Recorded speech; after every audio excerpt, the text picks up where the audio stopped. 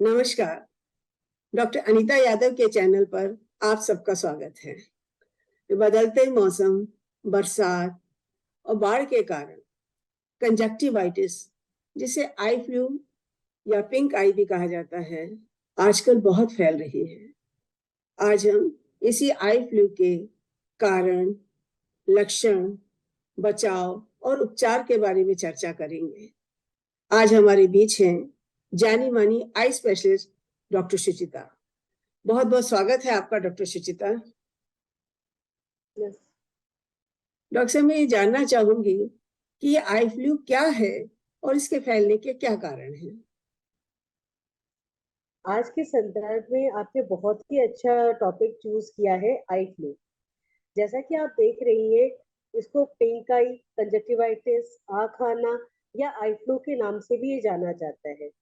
इसमें हमारी आँख में सफेद हिस्से में एक पारदर्शी झिल्ली होती है जिसको कंजक्टिवा कहते हैं।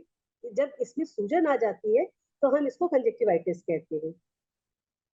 यूजुअली जब मौसम बदल रहा होता है, जैसे सर्दी से गर्मी आना या गर्मी से बरसात आना, इस समय इस बीमारी का के केसेस हमने बहुत ज्यादा देखे हैं। तो यूजुअली इसी पीरियड में ये ज्यादा केसेस आते हैं।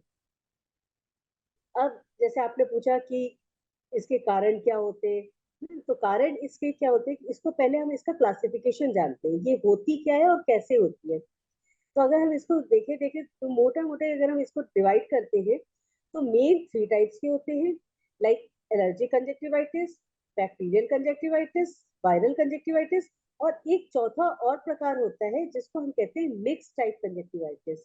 ये इसमें क्या होता है कि वायरल इन्फेक्शन के साथ साथ बैक्टीरियल भी सुपर एडेड इन्फेक्शन होता है, इसको हम मिक्स टाइप कहते हैं। अब इसके आपने पूछा लक्षण क्या होते हैं, पहले तो इसका कारण जान लेते हैं। होता क्या है, जब ये मौसम बदलते हैं तो बहुत सारे एलर्जेंस हमारे एनवायरनमेंट में आ जाते हैं।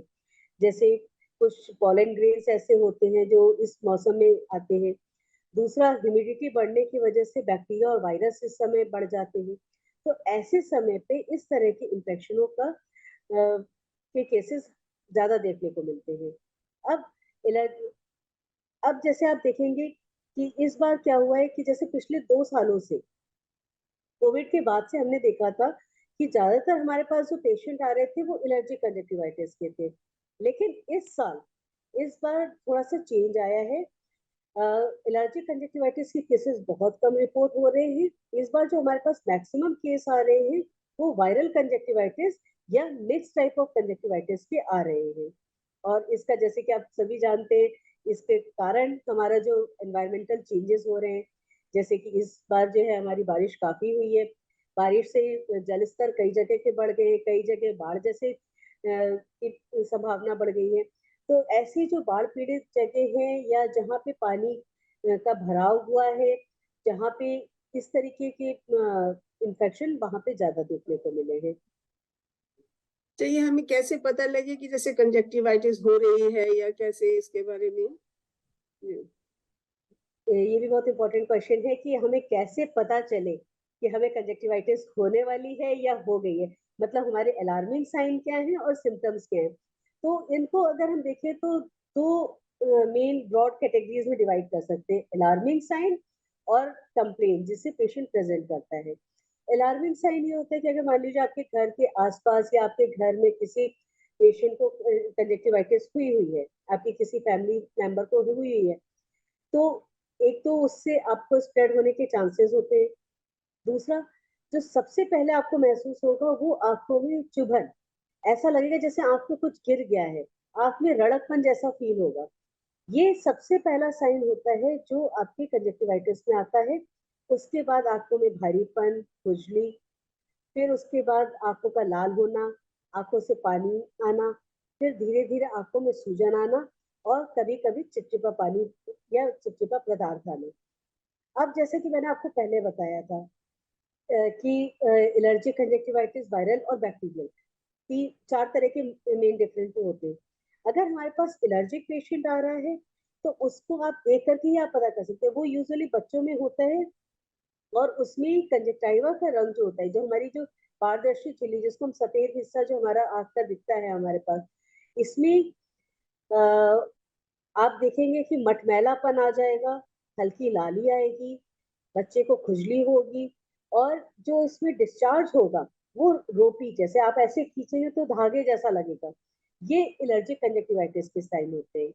अब बैक्टीरियल कंजक्टिवाइटिस में मवाद बहुत ज्यादा आता है, आंखें एकदम चिपकी रहेगी, पलके खोलने में दिक्कत होगी, लाली भी बहुत ज्यादा होगी, आंखों को देख के ही आपको पता चल जाएगा कि नहीं इन्फेक्शन बहुत ज्यादा है। तो ये आपका बैक्टीरियल होता है। अब थर्ड आता है वायरल। वायरल में यूजुअली वाटरी डिस्चार्ज होता है, आंखों में लाली होती है, सूजन काफी ज्यादा हो सकती है, साथ में कंजक्टाइवा में हल्की स्वेलिंग भी देखने को मिल सकती है, जिसको हम कीमोसिस कहते हैं। उसके साथ साथ पेशेंट को खांसी जुकाम बुखार भी हो सकता है, जो कि वायरल फीवर के लक्षण होते हैं। अब चौथा टाइप जो मैंने बताया था मिक्स टाइप, इसमें क्या होता है कि वायरल इन्फेक्शन तो है ही पेशेंट को, साथ में उसमें मवाद चिपचिपापन भी आ रहा है, इसका मतलब कि उसमें सुपर एडेड बैक्टीरियल इन्फेक्शन भी हो गया है। तो ये हो गया हमारा मिक्स टाइप। तो इस तरीके से पेशेंट हमारे पास प्रेजेंट करता है। अच्छा डॉक्टर साहब, ये ना हो इसके बचाव के लिए हमें क्या-क्या सावधानियाँ लेनी चाहिए? हाँ जी, इसके बचाव के लिए सबसे पहले तो ये जानना जरूरी है कि ये फैलता कैसे है। तो ये फैलता है हैंड टू आई कांटेक्ट से। जब किसी संक्रमित व्यक्ति कोई हाथ अपने बार बार आंखों पे लगाता है, चाहे वो खुजली करने के लिए या डिस्चार्ज साफ करने के लिए, तो उसके साथ उसके हाथ लगाने से उसके हाथों पे वो कीटाणु आ जाते हैं। अब वो हाथ जहां जहां लगाएगा वहां वहां ये इन्फेक्शन फैलेगा।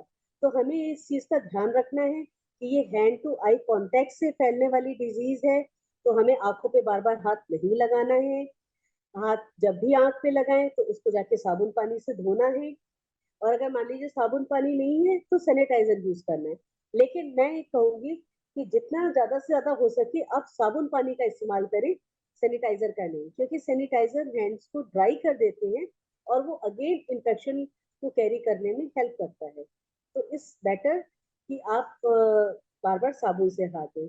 और दूसरा, जैसा कि हम कोविड में सीख ही चुके हैं कि हाथ मिलाने की बजाय नमस्ते करना अच्छा है ना। तो हाथ जोड़ करके नमस्ते करना सबसे अच्छा हमारा, क्योंकि भारतीय संस्कृति भी हमें यही सिखाती है कि हमें नमस्कार करके आपस में एक दूसरे को ग्रीट करना चाहिए। तो हमें अभी भी वही चीज फॉलो करनी चाहिए। साथ ही साथ हमें जैसे कुछ टिश्यू पेपर्स अपने साथ रखने चाहिए, जिनको हम यूज करें और थ्रो कर दें, दोबारा यूज नहीं करना है उनको। साथ में आई वाइप्स भी है, आजकल मार्केट में अवेलेबल है, आप उनका भी प्रयोग कर सकते हैं। उससे आईज को क्लीन करके देन उसको थ्रो कर सकते हैं। और अगर अब इसके बाद एक चीज मैं और यहाँ पे ऐड करना चाहूंगी, जैसे कुछ मिथ्स है जो इसके साथ जुड़े हुए हैं। जैसे लोगों कहते हैं कि हम किसी की आंख में देखेंगे तो फैल जाएगा, या हम चश्मा लगाएंगे तो हमारा बचाव हो जाएगा, या जो इस तरह की मिथ्स हैं, या जैसे कहते हैं कि पब्लिक प्लेस में जाएंगे तो हम पकड़ लेंगे। ये कुछ ऐसी चीज है कि जिसकी वजह से लगता है कि कंजक्टिवाइटिस बहुत ही भयानक बीमारी है और इससे बचना चाहिए। तो पहली चीज तो मैं ये क्लियर करना चाहूंगी कि किसी की भी आंखों में देखने से ये बीमारी नहीं फैलती है। पहली चीज, ये हमेशा हैंड टू आई कांटेक्ट से ही फैलती है, हमें बस उसी से बचाव करना है। अपना रुमाल, तौलिया, अपने साबुन, अपने जो भी चीजें जो हम यूज कर रहे हैं डेली यूज में, हमें उसको अलग करना है, अपने फैमिली मेंबर से सेपरेट करना है। अगर हम मेडिसिन यूज कर रहे हैं तो वो भी हमें सेपरेट अलग रखनी है, उसको भी हमें आपस में एक दूसरे से नहीं बांटनी है।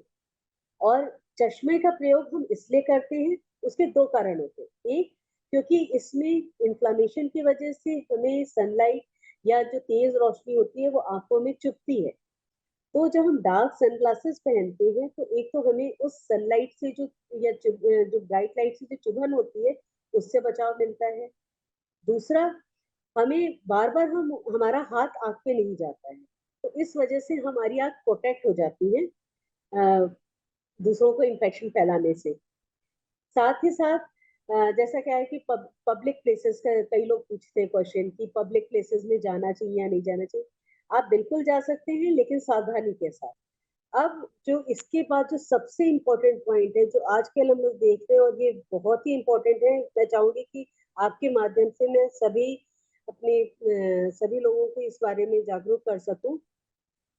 जो आजकल सब लोग कह रहे हैं जैसी आंख आती है या जैसी आंख में प्रॉब्लम होती है तुरंत फार्मासिस्ट के पास जाते हैं, मेडिकल शॉप पे जाते हैं और वहां ओवर द काउंटर वो दवाई लेकर के आकर के उसको डालना शुरू कर देते हैं। अभी जैसे हमारे पास ओपीडी में जैसे मैं डेली 140 से 150 पेशेंट डेली देख रही हूँ और उसमें से करीब करीब 80 से 90 पेशेंट डेली हमारे पास कंजक्टिवाइटिस के आ रहे हैं।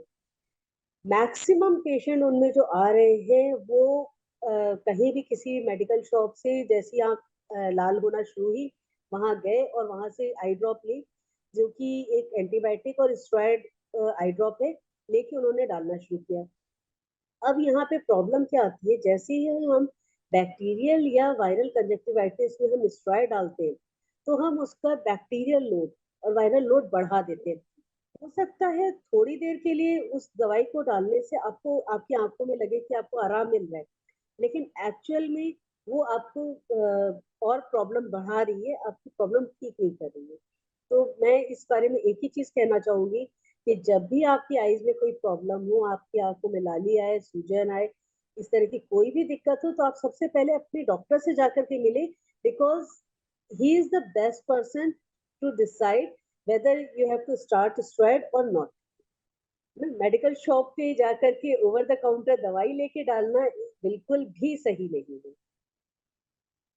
अच्छा, ये कंजक्टिवाइटिस हो जाए तो फिर इसका क्या उपचार करना चाहिए? बहुत ही अच्छे सवाल आपने पूछा है। जैसे कि मैंने भी आपको बताया कि कभी भी ओवर द काउंटर जाकर के मेडिकल शॉप से दवाई नहीं खरीदनी चाहिए। सबसे पहली चीज, कोई भी अपना घरेलू उपचार, जैसे कई लोग कहते हैं कि आंख में शहद डाल लो, आंख में गुलाब जल डाल लो, आंख में कुछ घरेलू दवाइयां डाल लो ना, ये सब कुछ नहीं करना चाहिए। क्योंकि आप जैसी, अब शहद क्या है, वो एक शुगर मीडिया है ना, आप उसमें फिर एक कल्चर मीडिया बढ़ा रहे हैं। आप कोई भी घरेलू उपचार, जब भी हम कोई ट्रीटमेंट स्टार्ट करते हैं, खासतौर पे मेडिकल ट्रीटमेंट जब भी हम स्टार्ट करते हैं, जो भी दवाई हम आंखों के लिए प्रयोग करते हैं वो एक बहुत ही रिसर्च वर्क के बाद ही मार्केट में आती है। वो पहले उस पर इंटेंसिव वर्क हुआ होता है, उस पे एनिमल ट्रायल्स होते हैं, उसके बाद फिर ह्यूमन ट्रायल्स होते हैं, और किसी भी मेडिसिन को मार्केट में आने के कई प्रोसीजर होता है, उसको फॉलो किया जाता है।